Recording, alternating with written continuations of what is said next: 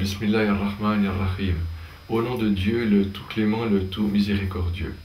Je me présente, je m'appelle Abdelhamid Richard Gonin.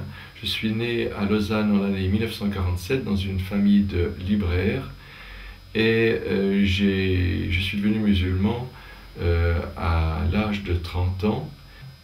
Et puis après ma conversion à l'islam et mon premier pèlerinage à la Mecque, j'ai fondé le Centre islamique de Lausanne avec un autre frère suisse qui s'appelle Henri Isler. Et dans le cadre de mes activités et de mon travail au Centre islamique de Lausanne, j'avais organisé une conférence au sujet de la science et de la Bible et du Coran qui était donnée par Maurice Bucaille. Et c'est à cette conférence que j'ai rencontré en 1988. Après, nous nous sommes revus au Centre islamique de Lausanne et au Centre islamique de Renan.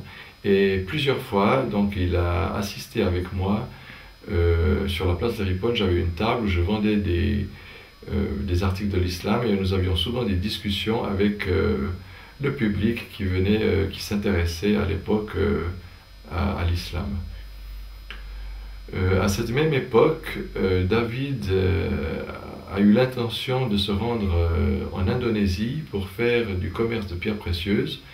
Et d'ailleurs, il est parti. Et moi-même, j'avais trouvé un travail à la Sainte Mecque en Arabie Saoudite comme chauffeur dans un orphelinat.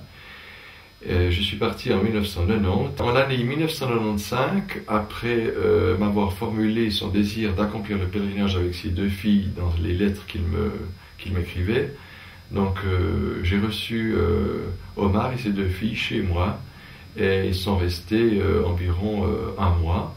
Et en 1996, je suis rentré à Genève où j'ai travaillé au Centre islamique des eaux vives.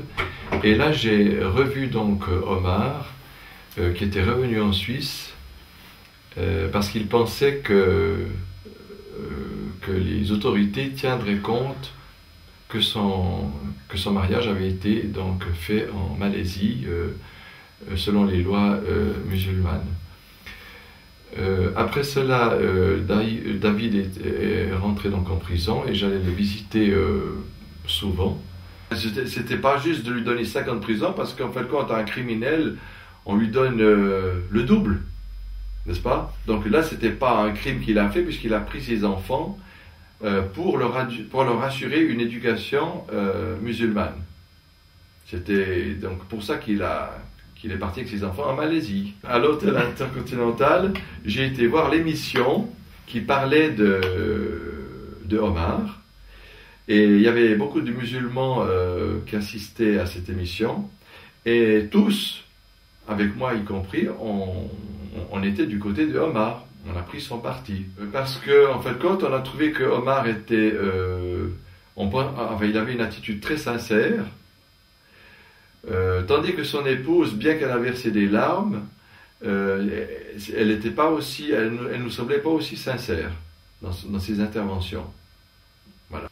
Donc c'est en fin de compte une grande injustice de la part des autorités suisses de priver ces filles de voir leur père et de les priver dans le seul but de les éloigner de l'islam complètement. Je dois dire, je dois